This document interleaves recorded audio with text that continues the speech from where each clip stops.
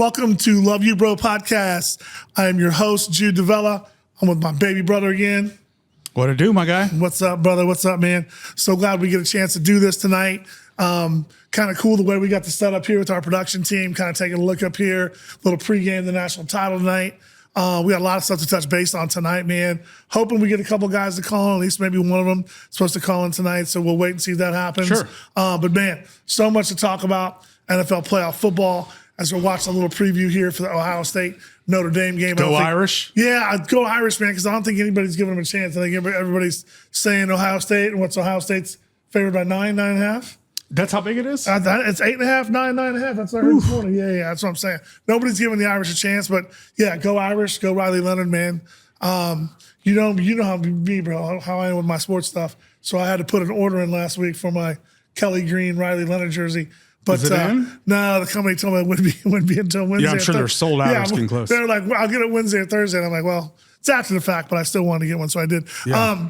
Hey, let's jump right in, man, to the NFL playoff stuff. Obviously, huge week for us. I got a hat on that we'll talk about here a little bit later. But I want to talk about, bro, is obviously, division round last weekend. One of the biggest weekends in sports. Always to us, but probably one of the greatest weekends because you got the four divisional games. Big time games, big time, who's moving on to AFC, NFC championship games. We'll talk about Washington, but let's dive into our Chiefs a little bit because there's some stuff I want to touch on. I want to get your feedback. We've seen so much stuff and you hear so much stuff, about the Chiefs and refs and the calls and all that. And when we're texting back and forth and going through stuff, we found a really good clip today from Chris Sims about his take on the whole deal. He had a great take. I have another one that I just found earlier on NFL on ESPN from Teddy Bruschi. And it's about the same thing that I want to talk about right now because it really disappoints me because DeMeco Ryan, I like DeMeco Ryan. I like him a lot. I respect him. I think he's a great, head coach. But when you're going into a game like you're going into with the Chiefs, and if you're already telling me that you're already telling the team during the week that we're not gonna get the calls, this, and this. And then that stuff kind of trickles down to where you got two stud kids that we saw get drafted here in Kansas City, Will Anderson Jr. out of Alabama, and then CJ Stroud. And you see these kids get, drafted, and you see them play the way they played the last few years. Superstars. They're stud kids.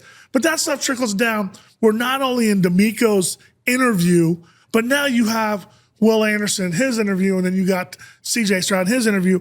All of them complaining about calls on the referees. And I'm going to just give you just a little bit of take here. I want to hear your take and your feedback on it. Sure. But my deal is it starts with your leadership up top. And DeMeco's already telling his team, we're going to get screwed. We're not going to get these calls, this, and this. I want to tell DeMeco, you're bigger than that. You're better than that, man. And my thing is, you're telling your team this stuff, but yet again, you're not taking responsibility about the stupid call you made on fourth down when our boy George Karlaftis came up with a big sack. You're not talking about the horrible special teams that you had. And first of all, you guys blow coverage on the first kickoff. Remigio goes for 65, 70 yards, whatever he went for. You miss an extra point. You miss a field goal. Then you get a field goal blocked. You give up 8 sacks to our defense, sacking CJ Stroud.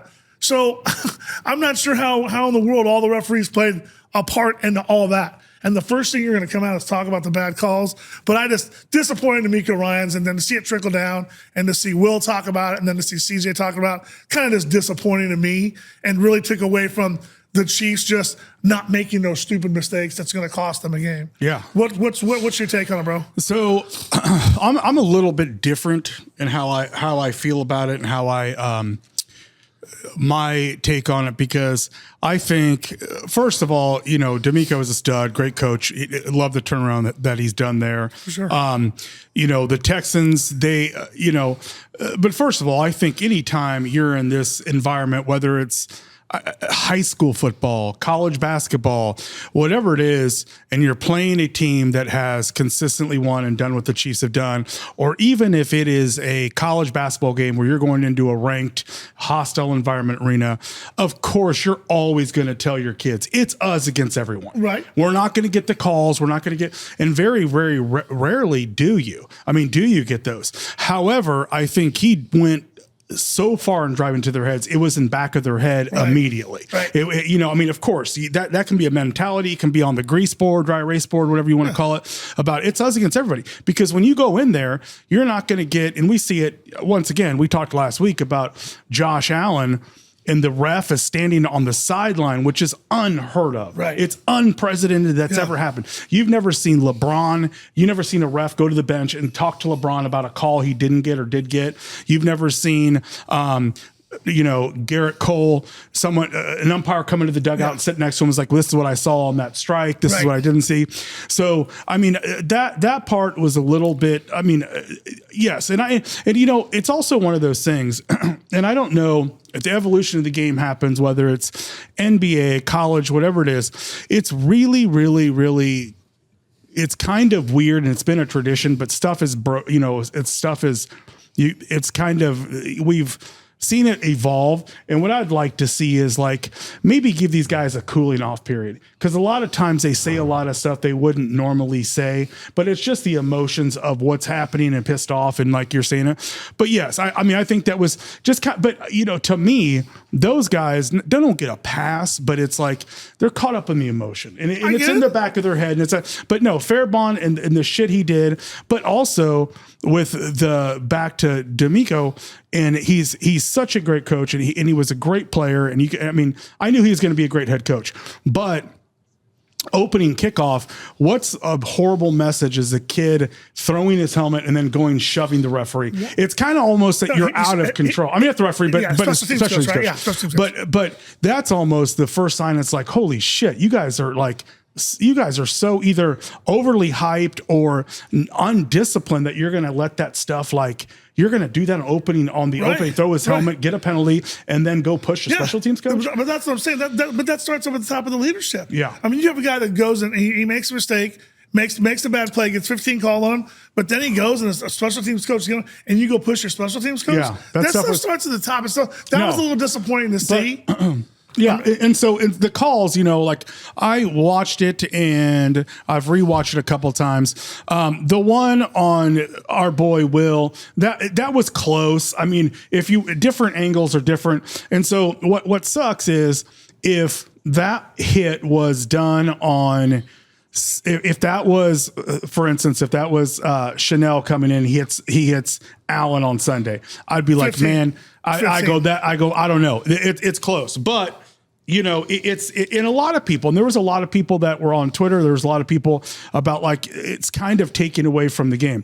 Now, the second one on Mahomes, when he stayed up longer than he did, and the two Texans collide, that's a bullshit call. That's a bullshit call because he's sliding late or he's giving himself up late. Right. And you can't, the thing that people complain about, and my boy, one of my favorite players in the NFL, love him to pieces, wish we could find a way to get him, Max Crosby, absolute fucking dog, love him to death. He's like, you're at a disadvantage when these quarterbacks like to use the sideline and they do that fake like they're going to go and they don't get hit and they gain another 2 or 3 yards. And one of the instances they used was a San Francisco game.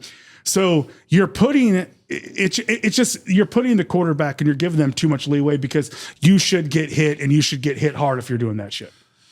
Yeah, but I think and watching the call, having our seats where we were, our seats are right there in front of that play, and I think it was such a bang play, and I think from a ref standpoint, had you heard the Texan players that hit together in their helmets. So when you see Mahomes go down, and they didn't even hit Mahomes. No, they were hit above Mahomes. But when Mahomes went down and you see the quick slide and you see him go back, and then you hear the helmets, hit, I think it was such a bang play that when it happens, that ref's seeing, and he's saying, okay, they went after him. It was a bad call, but I'm sorry. Even though Mahomes gave himself up late, when you got two guys diving at that, and they're diving towards that head area to bring him down, it's going to get called. Whether it was Mahomes or anybody else, it's going to get called. But yeah, they didn't hit him. Probably should have been called. But they had. I mean, the Texans had their opportunities for sure. Absolutely, the opening kickoff and to give that up, and they held him to 3. And late in the first half, it's still a game, and it's obviously a defensive sided game at that point. It's 6-3, I think, at that time. And they go for that. Fairbon is trash. He has been trash, and that one was not even close. No, I mean, that one was not even like that. Wasn't even like it was pretty cold. It was pretty cold out there. Yeah, Saturday. the wind was. Yeah, was, you know, when you see it, it was the wind. The wind was a huge factor. But going for that as opposed to being like, hey, pin them down and make them go the distance to get 3 or whatever. And then the one fourth down, the second half they go for on fourth down was like 4th and 10, 4th and 13. And then our boy, hey, hats off to number 56, to George Karlaftis, man. Huge game for him. He had 6 or 7 pressures. He had 3 sacks. Another couple of those pressures, the ones towards the sideline, which, could have been close to sacks. He was, his motor never stops. Bro. And yes, he was. I mean, he was monster. Obviously, his biggest game of his life, but also, I mean, and is in the playoff. Did happen in the playoffs, which is awesome. And then our dude Charles Ameli, man. And we had him on there, and he was like, I quote him all the time. He's like, the sack's cool, but I want to do something. And he came across and Stroud. Yes, and their lineman fell on it, but it was something that it's a lost art, and not a lot of people do that with that. Yeah. I mean, he just has a natural instinct to do it, and it's like almost every time he gets to the quarterback, that hand swiping down. Does he not remind you of Derek Thomas? Yes, he does. He does with that with that ability, and he talked about it, and that's something that's been in him wherever that was instilled, whether it was high school, whether it was at UT, but he just does it with such natural ability. There's not a lot of people. I think they're so focused on getting to the quarterback, and so many of these kids have quick releases, and but he is it's just natural instinct. It's just all, and it's so fluent. It's not like awkward. It's not like, I mean, when he's going there, that arm is just, I mean, it's natural. I'm just wondering how many more strip sacks Derek Thomas would have had he had the arms that Charles has. Charles has those long arms, man. And when he comes off, sometimes he's torqued around off that edge. When he comes off that edge and you see that arm swipe out, his arm's long, man. Yeah. And he's going right for that ball. We've talked, on here and with him, and I think with George as well, about another kid who's an absolute fucking freak. I mean, a freak is Chanel. Yeah, that dude is he is a guy that, like, I mean, he just makes plays, and he literally can make them at all levels. Yeah. And he can cover tight ends. He fills the gap. He can blitz, but his ability to block field goals, it's unbelievable. We had a dude back in the day, Albert Lewis, who could come off the edge, and he had an uncanny ability to block field goals, block punts, and he did it in big games back then, which were big games for us. But Leo's just, I mean, it's just our defense is one of those things that it's amazing that the last 2 years we haven't had to have the most prolific offense or prolific scoring, because we can win with our defense and what they're doing. And once again, on Saturday night, McDuffie was a stud. McDuffie was a stud, man. He is just. When you talked about Chanel, I was just going to talk about McDuffie, man, because McDuffie, he will shut your water off, man. Yeah. And he will go one-on-one. He'll line up outside with some bigger, taller receivers. And we're going to have our hands full. We're going to have our hands full on Sunday, man. It's AFC Championship. But no, McDuffie, I mean, that defense is just playing. It's playing lights out right now. We're getting everybody healthy at the right point. Yeah. Now we got Jalen Watson back. That's going to be a big, huge. Get him another week of practice under his belt. Get him ready for Sunday. What a big game, like I said, we have on our hands. But the Texans game, man, I felt like if we didn't turn the ball over, we kept Mahomes upright, we were going to be okay. Obviously, we got off to a little bit of a slow start, a little bit of rust. Coach Reed talked about having just a little bit of rust on that offense early on. Obviously we need reps, we need game stuff. So hopefully our guys are locked and ready to go for this game. They have their hands full on Sunday. And no doubt they'll be locked and they'll be ready to go. Offensively for me, like when you're watching it, what has happened outside. And I think even 15 said it today, or I think he said it today. He was like, he understands he needs to spread the ball around. I mean, no catches for Juju, no catches for Hopkins, and no catches for Hollywood. And that was a great play. And it was one of Patrick's best balls to me he's throwing this year, when he hit that to Marquis and to Hollywood. And it was such a great play by former, I think it was a 5th round pick for us, Eric Murray, where he pulled it out last minute. But it was a great toss and a great throw. So hopefully, Buffalo's got to pick and choose what their poison is. If they're going to double down and say, hey, last week Nobody did shit other than Travis. So they're going to go over the top on Travis. That opens up a lot of stuff out wide for guys to win one-on-one battles. And I think that's going to be intriguing and tantalizing for Mahomes to know that, hey, let's unleash this part of the offense or start, and he said it today, he's like, he's got to spread the ball around a little bit more. Right. But Travis he was sensational. He was awesome. I haven't seen him have, obviously since the playoff last year, but it was great because on Unk's show on Shannon and Ocho, he was like, he's obviously not, Trav from 4 years ago. He's like, but he has an ability to get open and he knows where to be, knows where down and distance is. He just has he has a playoff, he has a different playoff level. And the way that, he's talked as much, he had a great interview. I forgot who he was on with, but he was very candid about his, and so TK, so classy. He was like, if I have the feeling, he goes, it kind of changes every day, for me, or, weekly, daily. He goes, but if I feel like I can't help the team anymore, like I'm capable of helping the team, then it's time to walk away. Right. But when you have a game like that, it's hard to say, how can you not help the team? Like, just play the last 3 games of the year in playoffs and like ball out like he's doing. But it's going to be a huge challenge, and this is a better Buffalo team that was last year. But they're coming here, and it's hilarious because I like to get on and with like in these Buffalo chat rooms and shit, and they're just like, this is our time, this is it. But it is a huge rivalry. It's a huge rivalry. You have a chance to absolutely smash Buffalo and be like, just break their hearts, where you don't know if they'll ever beat us. If you go and you're 4-0 in the playoffs and the games we've had with them. Yeah. But it's going to be another nail biter down to the wire,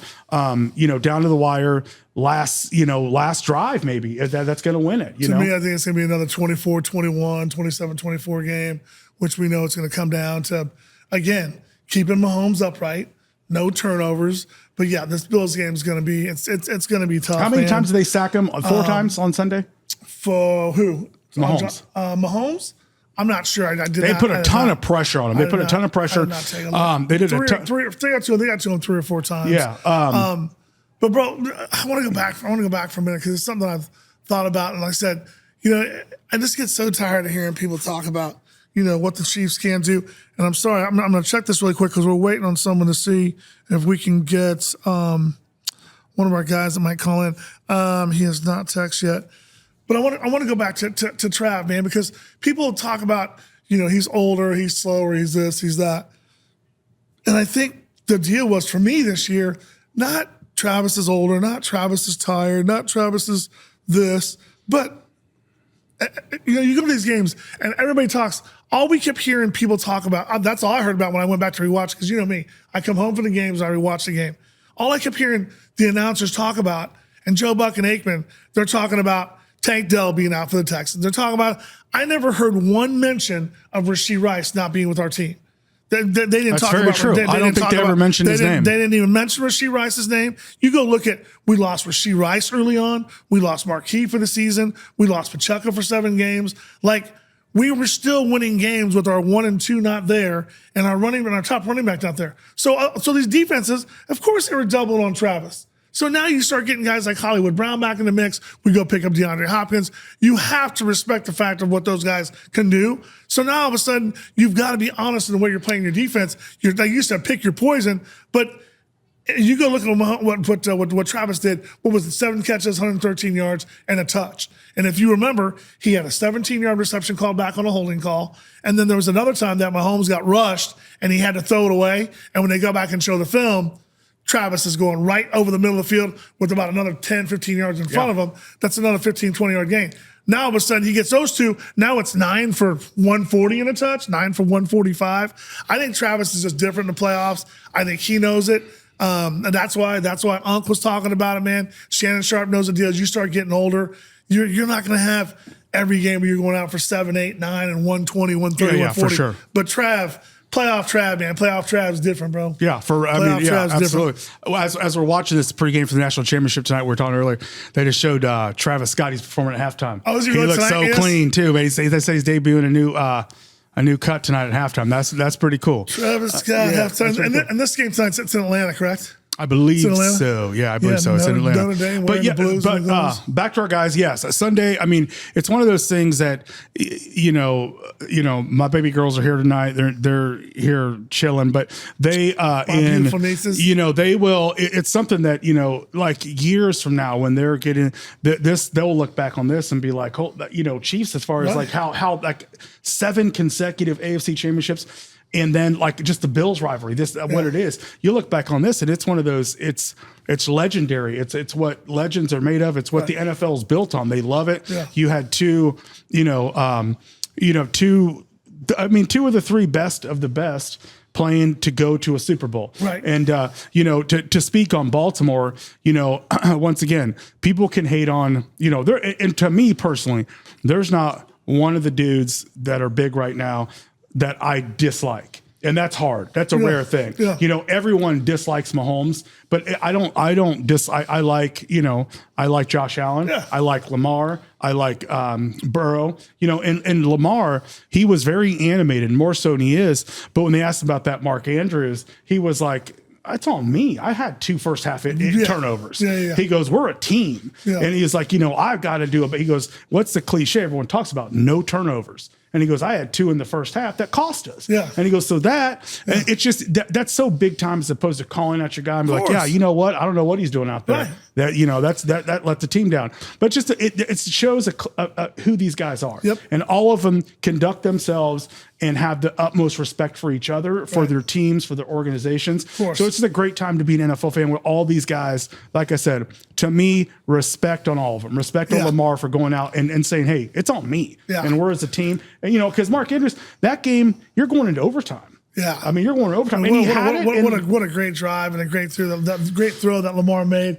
I was sitting there on that last touchdown he had, and I'm sitting there with Jessica, and we're sitting there watching the game, and I'm like, my gosh, this guy's got forever back there. I mean, he was, and usually Lamar, early in his career, at that point, he would have taken off. Yeah. He would have been like, I'm taking off. But I think he realizes now, as he's getting older, if I stay in the pocket and stay here, someone's going to break loose from something. And he found a couple of those big throws. And he's matured as a passer. And people say, he can't pass. He ain't this, he ain't this. And all the haters like, he can't win the playoffs. It's like, he played his ass off. Yes, he did have 2 turnovers, but he's elite. Yes. I mean, there's no doubt he's elite. He throws a beautiful ball. He runs when he runs. And that's, to me, talking about Sunday AFC Championship, to me right now, the biggest thing is containing Josh Allen. And once again, I'm not Spags. I'm not a defensive coordinator. I'm not, Buddy Ryan. I'm not. But I 100% think that we have to have a spy on him every single play.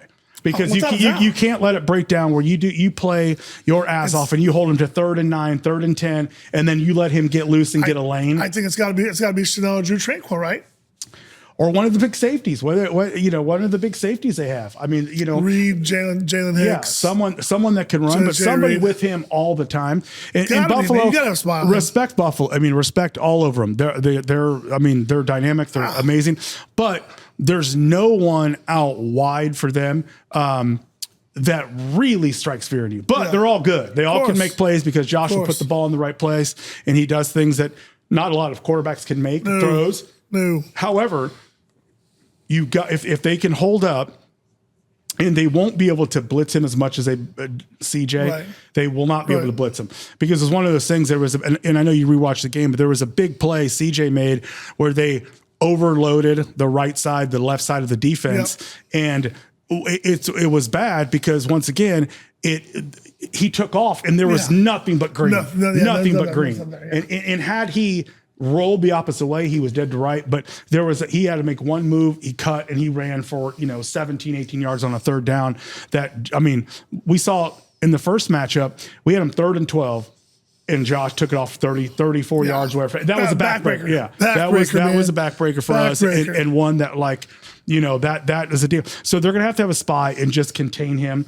And their plus minuses. It's like it almost broke the history. I think they only had 8 turnovers. Yeah, and 6 of them were Josh's. Right. Whether it's four interceptions or 2 interceptions, 4 fumbles, or vice versa. Right. Whatever it was. But he's not the Josh. We're like, he'll throw it up for you. No, he won't. Not this year. No, he won't this year. So, but that's what cost Baltimore too. The early pick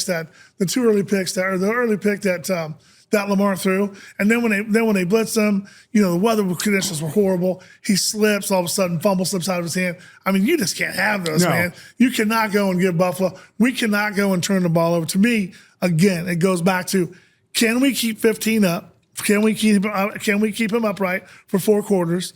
And if we can, and don't turn the ball over, I think the Chiefs win. That's just me. And I think Teddy Bruschi and Chris Sims said it best today. Like Teddy Bruschi said, he goes, I'm so tired of hearing about people talk about, the refs or this or they're not that good. However, he said, however you want to slice it, all Reed, Mahomes, Kelsey, Chris Jones, Spags, all they do is win. Absolutely. He said they're not going to beat themselves. And I love it because listening to, guys that have not been there before, some of those guys on there just, there's some, I won't even say their names are because I don't want to give them any of that respect that I even listen to some of them. But listen to someone like Bruschi, who played for Belichick and played for that dynasty that New England had during that run. And like Bruschi's like, we knew we weren't going to beat ourselves. Tom wasn't going to turn the ball over. We weren't going to turn it over. And if we played steady, our rock solid defense, and we let Tom just orchestrate what he was doing, and we didn't turn the ball over, we weren't going to beat ourselves. Right. That's how you start stacking Super Bowls. That's how you start stacking championships. Yeah. And Brucey said it best. He said the Chiefs aren't going to beat themselves.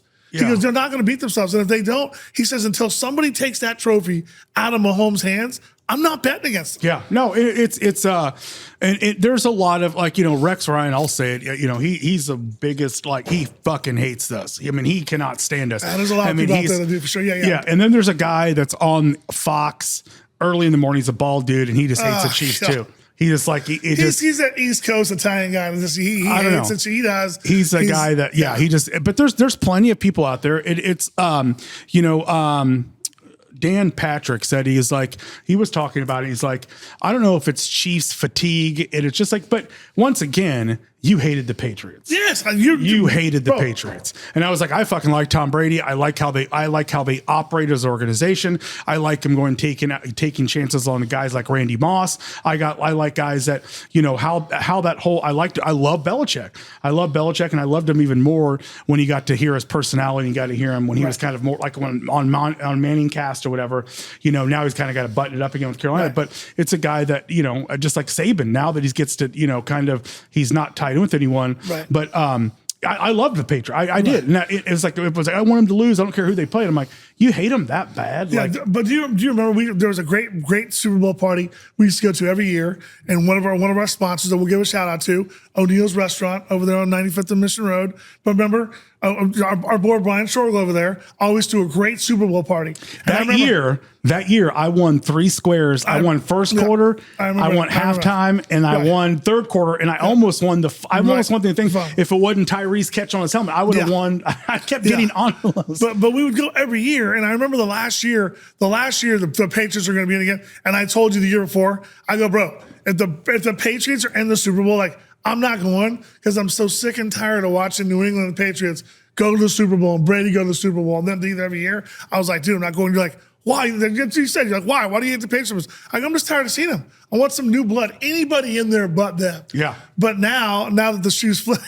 No, everybody hates us. Now that we're wearing that golden slipper. Yeah, every fan base can't stand us. And I get it, man. I get it. And when shit happens like it does, and when stuff goes down like it does, I get it, man. They don't like us. But you know what? Nick Wright had a shirt on today, mocking what they were saying, the Texans, and it's like Chiefs versus everybody. And it's like Chiefs versus everybody for sure. And so, and we'll see, man. Like I said, it'll be great, man. We can touch a little bit more on some keys, like who we think they're gonna, step up and who has to step up. Yes. And once again, they're on, no one's ever done what they've done. And it's bigger than big. They're out to play their absolute best game, hands down, of the year all phases. Hands down. In all phases. And if they do, we're going to New Orleans, and it'll be really, really cool. If not, I'll be heartbroken. Yeah. And I'm not one of those guys. I can't be one of those guys who are like, man, you know what? We've done this. This has been so sweet. And I'm like, man, fuck all that. I'm not trying to be happy with being there. I want to go to the Super Bowl and win it. So I'm telling you right now, I'm having a hard time breathing going to bed last night, and we'll get into all that stuff and get into some family stuff and some stuff I want to talk to you about. And then we'll touch base on what needs to happen on Sunday and what needs to, 100. that we feel needs to go on. Right now, we'll take a little break and then we'll come back. Sure. Right on. 3, 2. Here at Love You Bro Podcast, we'd like to give a special thanks and a special shout out to our sponsors. Without our sponsors, we're not able to do what we want to do, and that's be able to come on every week and talk about sports, drink a few beers, have some great guests on, some great co-hosts. So I want to give a shout out and a thanks to our sponsors, and our main sponsor that is sponsoring us this year is Proactive Solutions. So we'd like to thank Proactive Solutions. Proactive Solutions has been delivering infrastructure solutions and IT design and consultation services to clients ranging from startups, Fortune 500 companies for more than 27 years. They're proud to be a Kansas City locally owned and a top woman-owned business, offering custom solutions and personalized support. You can trust Proactive Solutions with all your technology needs. If your company needs IT solutions, reach out to Proactive Solutions at www.proactivesolutions.com. So shout out to Natalie and Dean Thede. Thank you guys for allowing us to be able to do this every week. We're super excited about that. I want to give a special shout out to Specialized Printing. My bonus son, Tommy O'Donnell, does awesome work over there. They do t-shirts, they do koozies, they do hats. And one of the big things is, like, some of our friends and family that we've been seeing around have been asking us about when's the merch dropping. So merch is coming, soon. Please follow us on our podcast. We're going to be dropping some trucker hats, all different colors for our college kids. I know we're going to come out with some K-State hats, some Mizzou hats, and some, of course, our Kansas Jayhawk hats. So we'll have some really cool Love You Brew. We do love the brew, don't we? Love You Bro merchandise. So Tommy will be doing all that. Check out Specialized Printing and everything he does over there. Another shout out goes to Lula Southern Cookhouse, Brittany and Bradley Gilmore. Thank you guys for allowing us to shoot in this super cool space. Everybody who's come on and shot an episode with us up here really loves the space. It's a great event space. Stay tuned because we are getting married here coming up soon. My lovely fiance over there and myself, and you never know if we might just throw some pop-up party here, maybe, babe, here in the event space, maybe. Okay, all right. We're not going to talk about that. So Lula, thank you, Brittany and Bradley Gilmore. Thank you guys for allowing us to do this up here. Our two sponsors for tonight's episode, and bringing on a special friend of ours, Tom Bucati, the Wolf of Waldo. A special shout out goes to Bobby Baker's Lounge. Bobby Baker's Lounge was started in 1993 by Bobby Baker, good friend of ours. It was started off by Bobby Baker himself with a long history of family in the business. His father, John Baker, helped him find his path as a bar owner. In 2013, his daughter, Becky, purchased from him as he retired into the Golden Sunset. The 900 square foot dive bar has become a staple in Waldo since the day it opened. Says right here, Bobby Baker's is huge supporters of all firefighters and police officers. So Bobby Baker's wants to give a big shout out to all firefighters and police officers and say thank you. We appreciate everything you guys do day in and day out to keep us safe in the community. Becky, thank you so much for being a sponsor. Again, without our sponsors, we don't get to do what we want to do the most, and that's bring Love You Bro podcast to you. Our other great sponsor today is our good friend Brian Shorgle, one of Tom Bucati's best friends. Shout out to Brian. You've always been great and by our side, Jamie and I, to support whenever we've asked and we've ever needed. So O'Neill's, it's a neighborhood restaurant and bar located at 9417 Mission Road. O'Neill's was incorporated in 1999. And has been serving up comfort food classics like Irish pot roast, in-house breaded fish and chips, homemade soups, and many other classics that make O'Neill's a local favorite. I know Shorgle's throwing some great parties over there. I know Tom frequents it. Jessica and I go there. Back in the day, I know we used to take my mom and dad over there for steak night over there. Starting in October, O'Neill's will be kicking off its 25-year anniversary celebration with special promotions and events that will last through March. They can be found on the internet at kconeils.com. So for more details, go there. And as Brian always says, go Chiefs, go Royals, go Tigers, go Hawks, go K-State Wildcats. So Brian Shorgo, O'Neill's, thank you so much for being a sponsor tonight. We really appreciate it. Becky, thank you so much for the sponsorship from Bobby Baker's. You guys get out to O'Neill's, get out to Bobby Baker's. Without places like this, you guys, we can't do what we do. So again, thank you for following us on Love You Bro podcast. And please tune in and follow us on all of our social media outlets. So thank you so much to our sponsors for helping us bring it to you every week. All right, bro. So let's get into a little bit here. I was even thinking about some of this stuff today, just talking to people. You go to the game on Saturday, you watch the game on Saturday, this whole city's abuzz. We try to take it all in as far as, you're going back to the AFC Championship game. So everybody kind of gets geared up yesterday. People trying to get warm. You're trying to get warm from being at the game all day Saturday. You come home. Sunday we had airport trips, for players' families and stuff, taking them back to the airport. And you're taking the people back, and it's like, they go home because they've got their work lives and their lives they got to do during the week. And then they'll be right back. Friday, Saturday, they'll start rolling in, right? Sure. For Sunday's game. Got Sunday's AFC Championship game. I won't mention it. I won't mention any names. There's a few players, guys that I talked to today that I had on the phone that have been here. One guy for his entire career, he's been here. This is his 7th AFC Championship game. That's crazy. He was drafted that rookie year.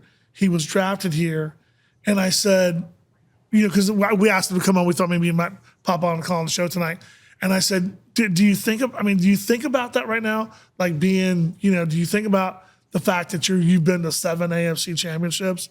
And he goes, bro, it really doesn't hit me unless I'm talking like with other guys across the league he played with in college, or guys that maybe only played 2 years or 3 years and they're done now. Sure. And to think like, he's like, bro, I've got guys I played with, in college that have never seen a playoff game or never been to a playoff game. Which is crazy. And he's like, being, 7 AFC championships, like it's crazy, man. It's absolutely nuts. It's crazy to think what 15 and what Coach Reed brought to Kansas City and brought to this, because, we spent so many years of our life watching this team not be very good. And I'm going to go back and touch on a little bit about as far as, Dad starting the tickets in 1965.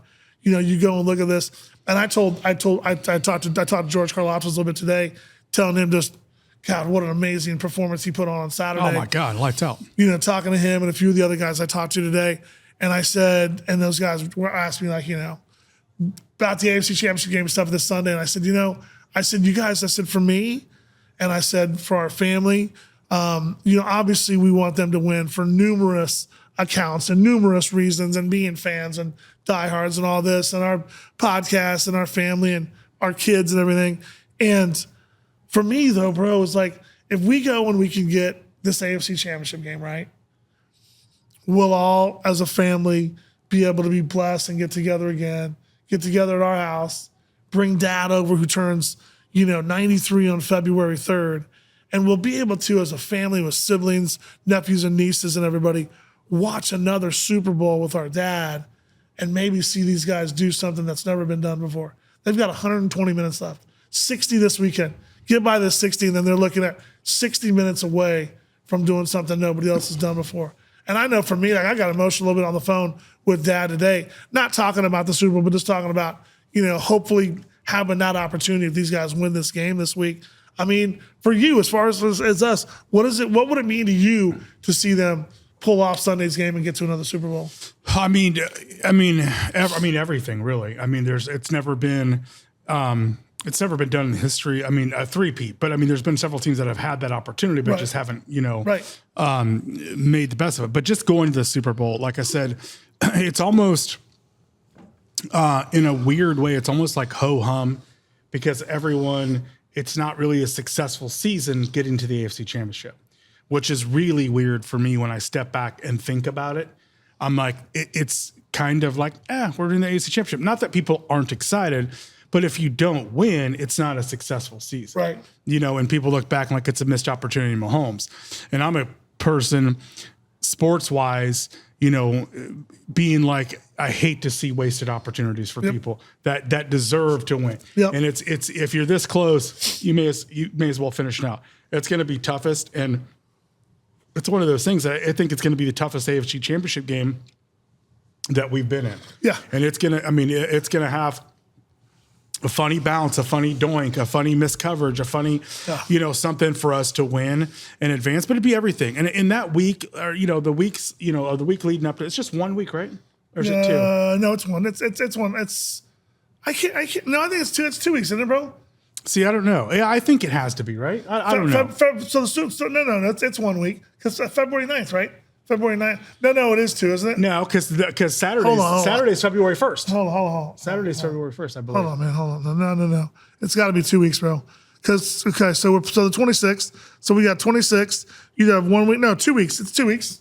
It's 2 weeks because that next week you have the Pro Bowl that weekend or whatever. So you have a week that the team would, if they win Sunday, the team would stay in town for a week, and then that Sunday they'll leave and have that. Yeah, whole but week just all that stuff, weeks. all that excitement. It's just But yes, and I think for everyone, I think that everyone's family out there, it's very special and it's very magical run, and it's awesome. People host playoff parties, and it's just such a big deal and such a it's just special. So yes, it means the world to me, man. I am, start getting nervous where I'm literally, it gets to tonight be able to watch this game, and this kind of takes some a little bit off, and then Wednesday's KU game, and then kind of like I just start having a difficult time sleeping. I'm like I had a difficult time sleeping because you're thinking about it, and I'm one that listens to like sports talk in the middle of the night, and I'm like hearing stuff, and just obviously I don't want anything less than. Then you have 2 weeks to like to chill, and whoever to kind of decompress a little bit. No matter who it is, you have the opportunity in that week leading up in New Orleans. What a terrific city to host a Super Bowl. Yeah, they always do it right, man. It's cool. The stadium's a little less to be desirable, but it's so cool when you hear people talk about hosting big events. And I was blessed in 2000. When did we lose to Syracuse? KU. 2003, wasn't it? I think 2003, wasn't it? When Mello killed us. He was a freshman. Carmelo Anthony killed Jerry us. McNamara hit 6 threes against us. That was shooting from half court, then, man. I was there, and I was blessed to go to that. And I watched us beat, and I think we beat the brakes off of D Wade in the game before. Okay. Yeah. Okay. And Syracuse beat Texas. Yeah. Okay. So they had little Travis Diener but be there in that, and it's just everyone talks about what's so awesome about it. It's so compact. Yeah. You can kind of just walk to everything and everything. And New Orleans is just awesome. They had that tragic event that just happened. Yeah. A couple of weeks ago. But I think New Orleans, it will be great to. It's just great to be there, man. And it'll be fun. And like I said, all that stuff leading up to it, it's so exciting, man. You just don't because I'm a guy that if it does, like if we're unfortunate, don't make it, I won't watch any or listen to any shit. It just kind of shuts down. And it's like, for me, I'm like, I won't be plugged into Buffalo playing, whoever.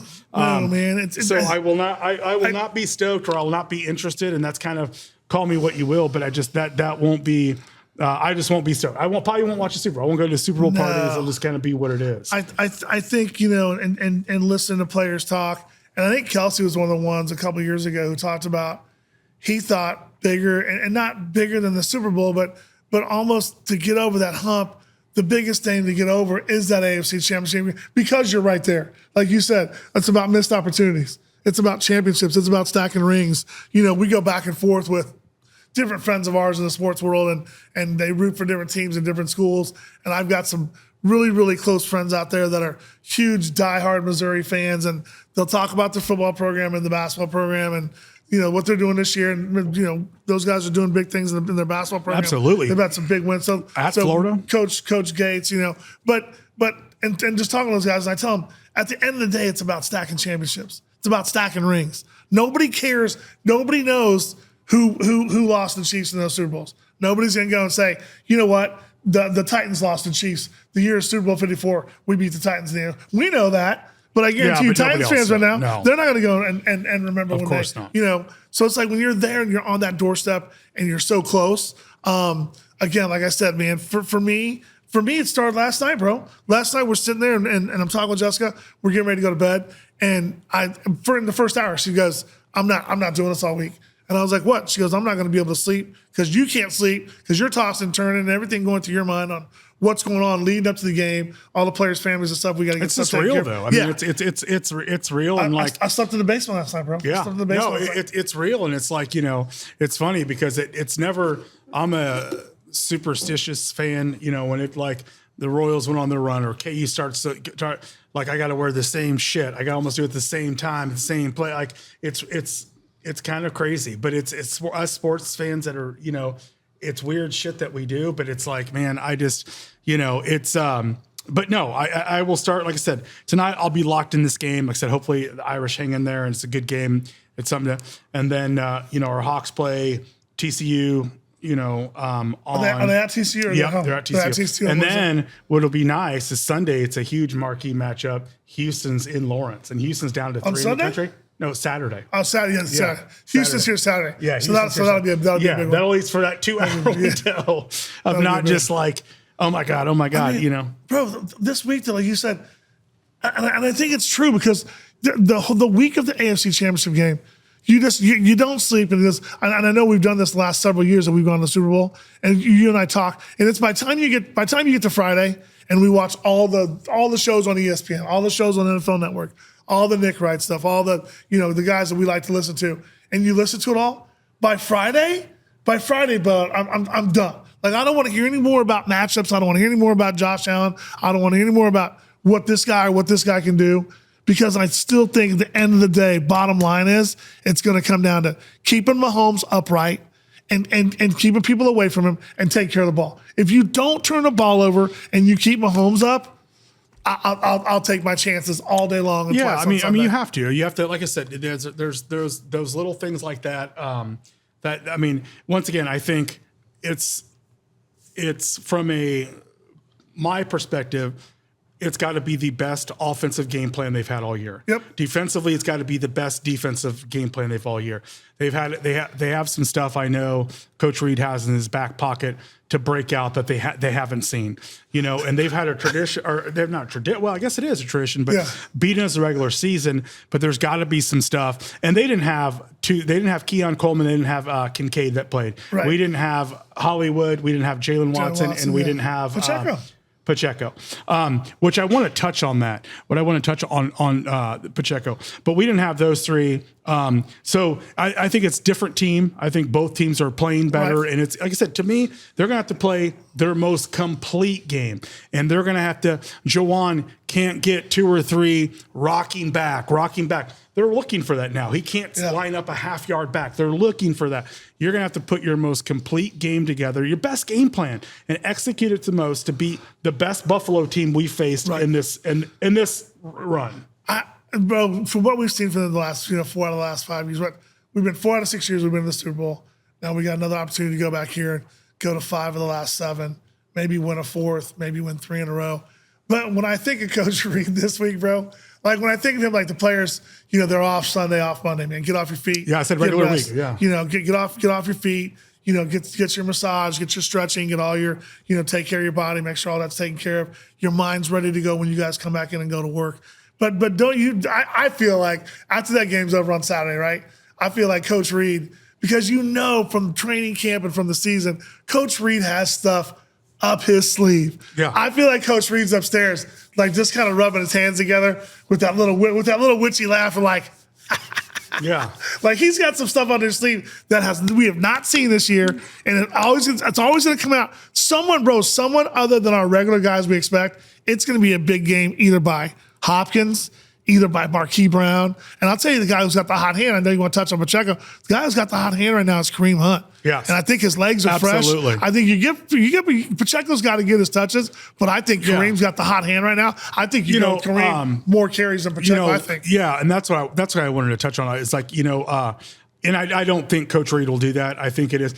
But to me, the offense looks so much more fluid, and it's got more burst and got more pop than when Kareem's in there. And so my thing is, with Pacheco, like they say, I am, obviously not an athlete of any sort, but it takes time for you to trust your leg and trust he doesn't have the same explosiveness. He doesn't have the same, like I haven't seen maybe a run or two that's been one of his signature aggressive. He pops up and it's just like, he doesn't have that.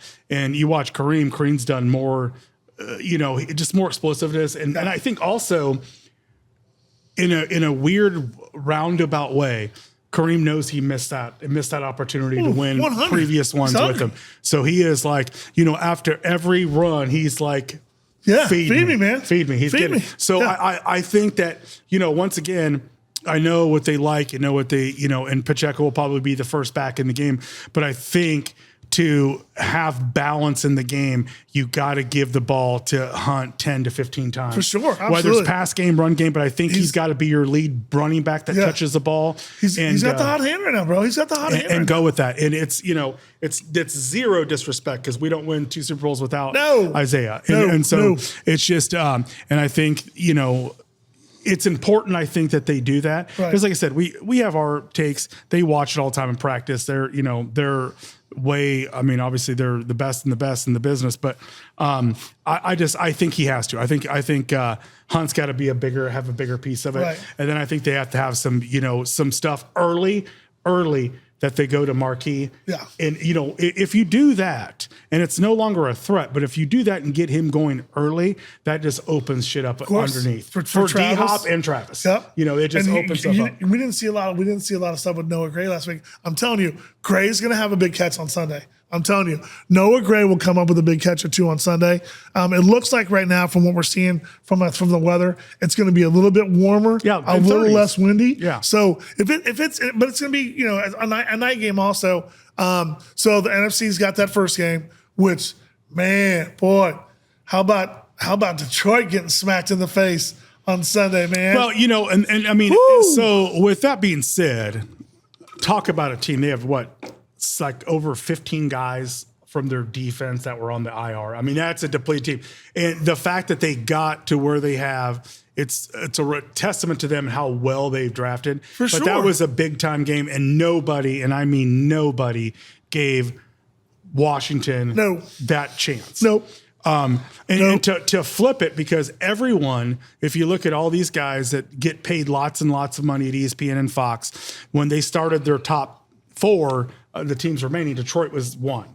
Always. They were 1. Always. And so, if Texans would have beat us, they were talking about being the biggest upset in playoff history. Yeah. So if that would have happened, we would have got crushed. I mean, it would have been like, oh my God.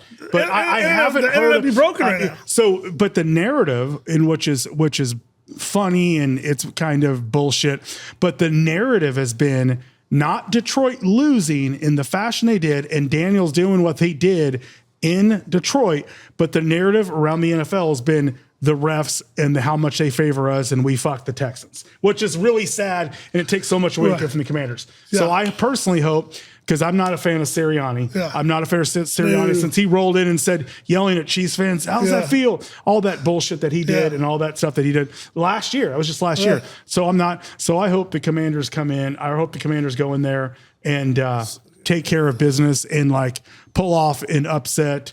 That would be huge if they Washington win. That would be so cool to me. That'd be so cool. I was going to ask you and say, what would you think, man? Are we looking at another Chiefs Eagles rematch, man? Because we had a rematch with the Niners. We're in this era. If we get a chance to Threepeat, we beat the Niners twice, beat the Eagles twice. I would take it because I think we're in Sirianni's head. We're in his head. So he would do something stupid or say some stupid shit leading up to it. That just would be like bulletin board, pink, because he just, I'm sure he's a swell guy, but when he gets in the fight with his own fans and gets in fights with opposing fans, he's got to apologize. He's just kind of a dickhead. Yeah. I mean, he's kind of, so, I mean, Barkley, what a year. Yeah, man. Saquon Barkley's a freak. And the Giants. I don't know if I want to see Saquon Barkley, but I don't know if I want to see Jalen Daniels in that offense either, man. No. Jalen Daniels looked Superman-like this weekend. It's hilarious. And I'd love to share the clip that those dudes at Arizona State were trashing Jalen Daniels when they were cleaning his locker out. And he's trash. He can't play. He's trash. Before he went to LSU. Right. And to come in and see what he's doing. And what's interesting is I think this quarterback class, because the next 2 years, it's not going to be as good as it is. No. I mean, as good as this one has been. But, and the Johnson from Detroit is going to Chicago. That's what Johnson. Yeah. And he'll be great. Right. And he'll do Caleb. Caleb put up with bullshit, you know, in Chicago. He put up good numbers. He just needs a good, you know, offensive mind with him and an offensive coach. And I think they'll be really, really good. I mean, I think they'll be good. But those guys, you know, Bo Nix was a guy that balled out, but he was with Sean Payton. Right. He was with Sean Payton. And Sean never asked him to do too much. Hell of a coach. Hell of a coach, man. Yeah. He never asked him to do too much.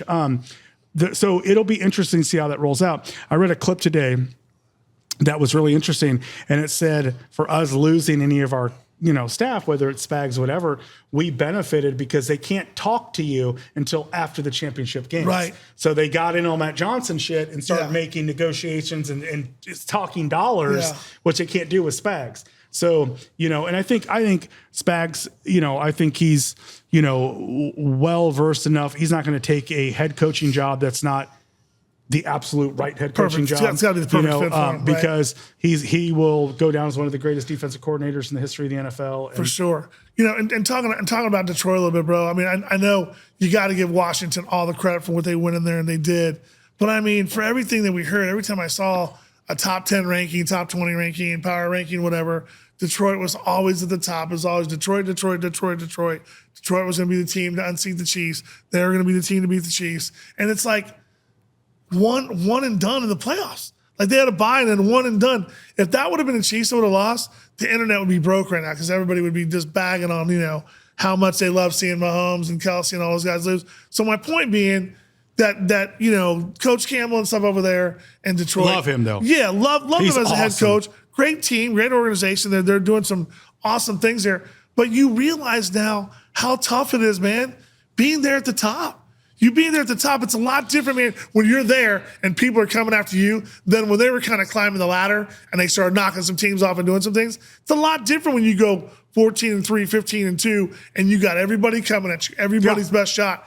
And that's why it's like hats off to Reed and Spags and starts up there at the top with, you know, with Clark and with Mark Donovan and with Brett Veach and everything they do in their scouting department. Like this team has been the hunted for a while, bro. Yeah. We've been the hunted for a while. What does this do to your psyche if Mahomes goes and we go and we beat Buffalo this week, right? Okay. So you've got Burrow, you've got Josh Allen, you've got Lamar Jackson. Mahomes goes and wins again this Sunday, right? Goes to the Super Bowl and wins. What does that do to your psyche if Mahomes, you go look at that and now you're like, Lamar's gone, Josh is gone, Burrow's gone, and you go look and go, Mahomes now has he's been to 5 Super Bowls in 7 years of going to the AFC Championship. Sure. Possibility of winning his 4th ring. Yeah. And three in a row. If I'm Burrow or Allen or Lamar Jackson, even though they're putting up all these historical numbers, you still don't have a Super Bowl ring. No, but I don't think, from that standpoint, yes. I mean, Mahomes would be untouchable. You're not catching him? But no. And I don't think I've never heard anyone say Burrow or Allen, you know, are going to catch Mahomes this at this point in time, unless they go on a roll. And what Buffalo's done this year, you know, and it's one of those things that their organization got rid of Stephon Diggs, who's an absolute cancer. Right. He's an asshole too. That dude, he's an asshole. I don't know him, but I mean, no one likes to play with him. Yeah. And Josh being the you know guy he was like, sometimes more is with less. And it's like not a guy that if you're not looking to him 25 times a game or 18 targets, he's pissed off and wants to get in your face and like, hey, I was open on that.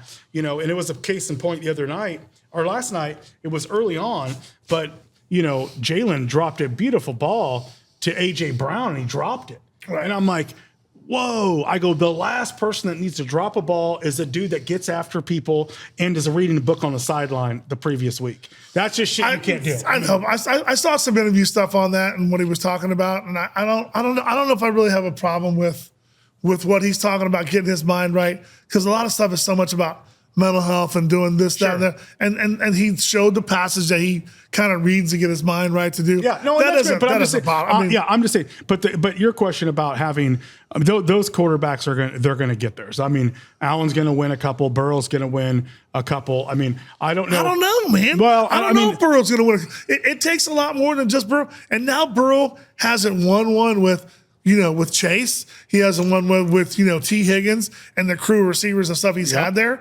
Like, it's going to be awful tough because you're not going to sign Chase. You're not going to sign them both. Nope. And Chase has got to get his money. Yeah, that's when you're drafting. You've got to draft, accordingly and draft, to make your team, without the Tyreek Hill trade, you don't get. And I love Reek. I miss Reek all the time. Yeah. And if we can, we got to get Reek on the show, man. If we, I got to get him. To absolutely. But if we can get him back next year, that would be awesome. I mean, Tyreek? Yeah.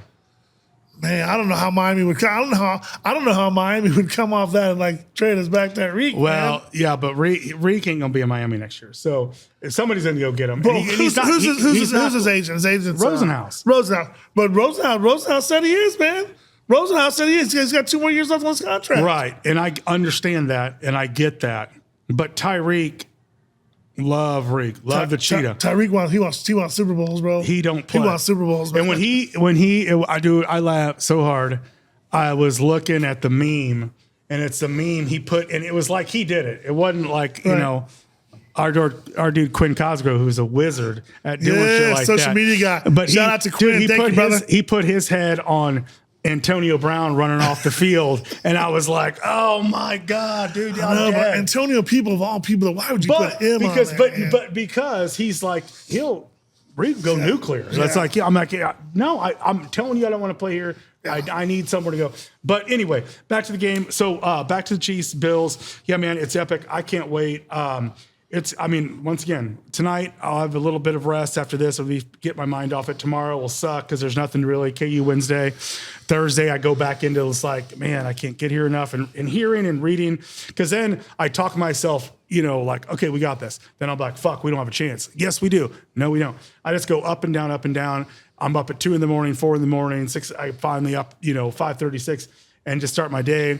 I can't help but to watch all these dudes and talking heads and like, and not that they influence me, but they bring up points and they bring up statistics that they have. There's, statisticians do that, they get paid a lot of money to do. And I'm like, well, fuck yeah, we haven't done that. We haven't scored 30. We haven't, and it's going to be what, to me, and I'll leave you with this and I'll let you have your last comment.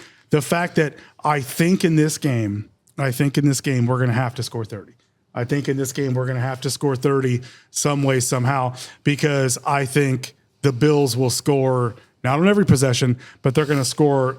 They're going to score more than they have in previous meetings. I'm thinking 27, 24, 30, 27, 31, 28, somewhere in that range. It's going to be within a field goal. I think if they keep Mahomes upright again, I think if they keep him upright and they don't turn the ball over, I think they win this game. Obviously, a lot of that's with my heart, but my head's telling me the same thing. Our defense is ramping up at the right time. Jalen Watson coming back at the right time right now is going to be huge. We got to have a spy on him, just like we talked about earlier. Someone's got to spy Josh Allen, whether that's Jalen Hicks, whether that's Justin Reed, whether that's whether that's Bolton, whether that's Drew Tranquill, whether that's they'll have Chanel. to mix it up. I think that but all of those dudes. But what I'm saying is every play, they have to have someone watching. Right. And like I said, it's all that combination of those dudes. Right. It's all that combination of those guys. And to do that, and like I said, and Coach talked about today, can't get him third and long and give up a play where he takes off and he's gone. So anyway, man. So hopefully we're back here next Monday night. Next Monday night we'll be back here. Hopefully we just talked to Darren Sproles. He was going to be on this week. Had to fly out to Philadelphia. Had some work he's got to go do out there. Eagles are still obviously in the tournament. Philly, Washington, Sunday. They'll be there at 2 o'clock, 5:30 here. Chiefs, Bills. Arrowhead will be rocking, man. Arrowhead will be jumping. Can't wait. I don't know, man. I don't know how I'm going to get through this week because I'm already having anxiety and feeling the, just feeling all the queasy in the stomach and everything else because I know how big it is. It's God, man. It's going to be tough. You remember, you might need to take a 10 milligram indica. I'm going to take a 30 milligram and hopefully sleep till Thursday or Friday, man. Indica and let it melt into that couch because, it's going to be a lot. But anyway, bro, let's hope, man. Chiefs. Let's go, Chiefs. Kingdom. Let's go, Chiefs. Let's hope Irish tonight. Let's hope Irish wins tonight. We'll see what happens. Redskins, Eagles. That's going to be a hell of a match up there in Philly. Yeah. And, man, let's hope next Monday we're talking, getting ready for the Super Bowl, and maybe try to get some of the guys on. Maybe see if we get George or Derek, some of our guys to call in on that 1 week that's kind of a little bit of a down week. Maybe get 1 or 2 of those guys to call in or pop on the show. All right? I love you, brother. Love you, bro. Till next week, man. All right. Let's go. Go Chiefs.